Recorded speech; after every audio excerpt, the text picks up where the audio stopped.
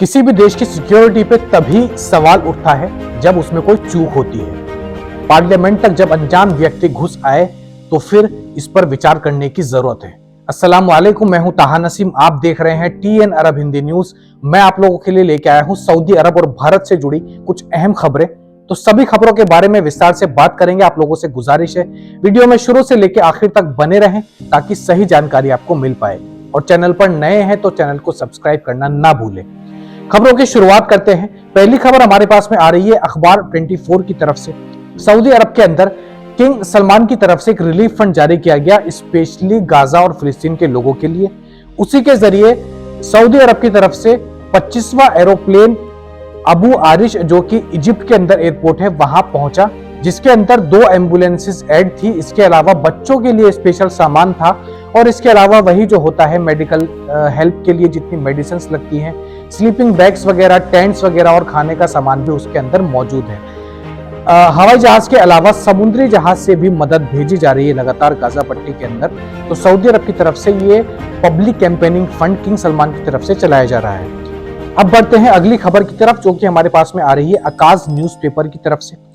जद्दा के एक residential apartment में कल भयंकर आग लगी, जिसकी वजह से 5 लोग बिल्डिंग के अंदर ही फंसकर रह गए थे। सिविल डिफेंस की टीम मौके पर पहुंची और 5 में से 3 को तो रेस्क्यू कर लिया गया था आराम से, यानी कि बाहर निकाल लिया गया था बिल्डिंग से, लेकिन 2 लोगों के बुरी तरीके से जलने की खबर सामने आ रही है। हालांकि जिनको बाद में पास के अस्पताल में भर्ती कराया गया, उनको भी उस बिल्डिंग से इवैक्यूएट करके जो है एडमिट हॉस्पिटल में करा दिया गया है।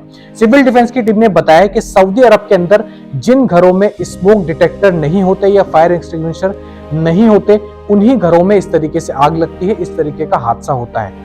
इसलिए सिविल डिफेंस की टीम बार बार ये कहती रहती है कि आप सऊदी अरब के अंदर जब भी घर, मकान, दुकान कुछ भी बनाएं, उसके अंदर स्मोक डिटेक्टर होना बहुत जरूरी है और फायर एक्सटिंग्विशर होना भी उतना ही अहम है। तो ये जानकारी सऊदी सिविल डिफेंस की टीम ने दी है।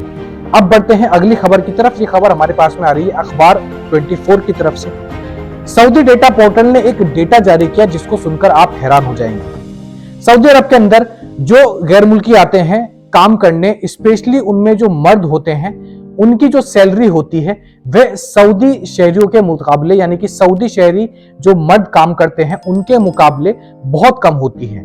लेकिन वहीं अगर हम गैर मुल्की औरतों की बात करें तो प्राइवेट सेक्टर में सऊदी अरब के अंदर जितनी सऊदी औरतें काम करती है, उनकी जो सैलरी होती है वह अराउंड 7,500 कुछ होती है प्राइवेट सेक्टर में। 2022 का ये आंकड़ा जो है सऊदी पोर्टल ने बताया है। वहीं अगर हम गैर मुल्की औरतों की बात करें, यानी कि कोई दूसरे मुल्क से औरत सऊदी अरब के अंदर आकर काम करती है प्राइवेट सेक्टर में, तो उनकी सैलरी 10,000 से ज्यादा होती है। तो 2,500 का फर्क सऊदी औरत में और वो गैर मुल्की जो औरत यहाँ पर आकर काम करती है उनकी सैलरी में देखने को मिला है।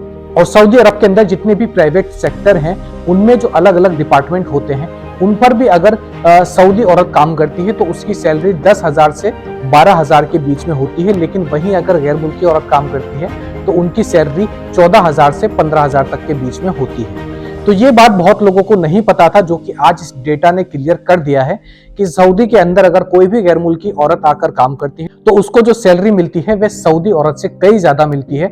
वहीं अगर सऊदी अरब के अंदर जो गैर मुल्की वर्कर आकर काम करते हैं लेबर में या फिर किसी कंपनी में या बड़ी पोस्ट पर भी, उनकी सैलरी सऊदी के जो मेल्स होते हैं उनसे कम होती है।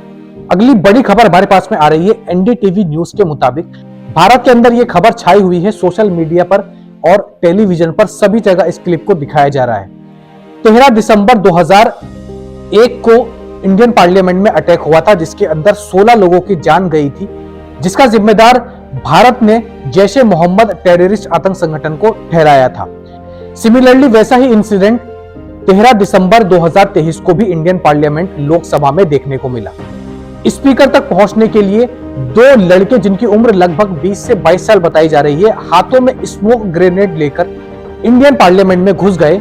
जो विजिटर्स गैलरी होती है वहां के बाहर जो कांच होता है उसको तोड़कर, और उन्होंने स्पीकर तक पहुंचने की कोशिश की। इसी दौरान पार्लियामेंट के अंदर भागदौड़ मच गई और कुछ नेता जो वहां पर बैठे हुए थे उनमें से कुछ नेताओं ने भागने की कोशिश की और कुछ नेताओं ने उन 2 लड़कों को पकड़ने की कोशिश की।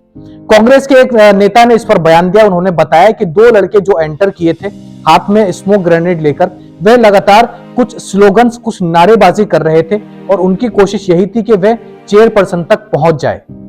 इस पूरे इंसिडेंट के ऊपर सभी लोग दिसंबर 13, 2001 के वाक्य को याद कर रहा है और सेम उसी दिन फिर से ये रिपीट हुआ।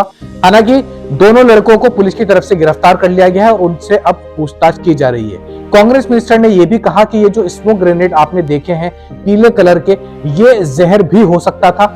इतनी बड़ी चूक सिक्योरिटी से कैसे हो सकती है, इस पर भी अब सवाल पूरे देश में उठाए जा रहे हैं।